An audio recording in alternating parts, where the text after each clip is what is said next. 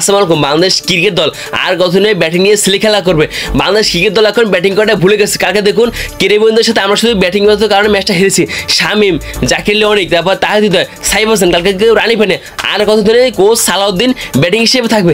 এখানে এখন সালাউদ্দিনকে বাদ দিয়ে আমাদের এখানে ভালো একজন কোচ দরকার, বিদেশি। দেখুন সালাউদ্দিন ভাই কোচ হিসেবে একটু ভালো না। তার শুধু ভাই জাকির লিওনিক, শামিম হোসেন বাটারকে পছন্দ। এদের জায়গায় অন্য কাউকে সুযোগ দিতে হবে। সাব্বির রহমান, তারপর আরও অনেক প্লেয়ার আছে যারা ভালো খেলছে বিপিএলে। তাদেরকে যদি ভাই মিডল অর্ডার যদি সুযোগ দেয় তাহলে বাংলাদেশ দল আবার আগের ফর্মে ফিরে আসবে। কালকে দেখুন মাত্র 150 রানের টার্গেট ছিল। সেই ম্যাচটা আমরা কীভাবে হারলাম বলেন? আমাদের ম্যাচটা ইজি একবার হাতে ম্যাচ। দেখুন কালকে কেরিয়ানরা অনেক ক্যাচ মিস করছে, তারপর অনেক ফিল্ডিং মিস করছে, তারপর আমরা কালকে ম্যাচটা জিততে পারলাম না কেরিয়ানদের বিপক্ষে। কালকে দেখুন মোস্তাফিজুর রহমান, তাসকিন আহমেদ, নাসুম সবাই কালকে দারুণ পারফরমেন্স করেছে। কালকে দেখুন মোস্তাফিজুর রহমান দারুণ বলিং করছে। তারপর মোস্তাফিজুর রহমান কালকে লাস্ট ওভার গিয়ে তিনি দারুণ বলিং করছে, তিনি 3 উইকেট পেয়েছে। অপর দিকে দেখুন নাসুম আহমেদ কালকে দারুণ বোলিং করছে, তার ভাই বোলিংটা দিয়ে সবাইকে কাঁপিয়ে দিয়েছে। দেখুন বাংলাদেশ দল এখন যদি ব্যাটিংটা যদি ভালো না করে তাহলে বাংলাদেশ দল কোনো জায়গায় গিয়ে জয় পাবে না। দেখুন এশিয়া কাপে শুধুমাত্র ব্যাটিংয়ের কারণে আমরা হেরে গেছি। এশিয়া কাপে শুধুমাত্র আমরা ব্যাটিংয়ের কারণে ব্যর্থ হয়েছি। আমাদের এই ব্যাটিংটা যদি ঠিক যদি না থাকে তাহলে আমরা কোনো জায়গায় গিয়ে সফল হতে পারবো না। এই কোচ সালাউদ্দিন এখন বাদ দিয়ে এখানে বিদেশি কোনো কোচ দরকার এই মুহূর্তে।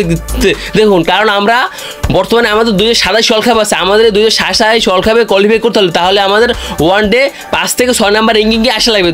তার জন্য দেখুন আমাদের সামনে এখন আয়ারল্যান্ড সিরিজ, তারপর ইন্ডিয়ার সাথে সিরিজ এসেছে। আমাদের ওয়ান ডে সিরিজগুলো যাতে আমরা ভালো মতো ব্যাটিং করে প্রতিপক্ষকে ভালো মতো টার্গেট দিতে পারি, তার জন্য এই কোচকে বাদ দিয়ে এখানে ভালো মতো ব্যাটিং কোচ দরকার। আর দেখুন বর্তমানে আমাদের বোলিংটা দারুণ পারফরমেন্স আছে, কিন্তু আমাদের ব্যাটিংটা কেউ কাজই করতে পারতেছে না। কালকে দেখুন তামিম দীর্ঘদিন পর 50 রান করছে।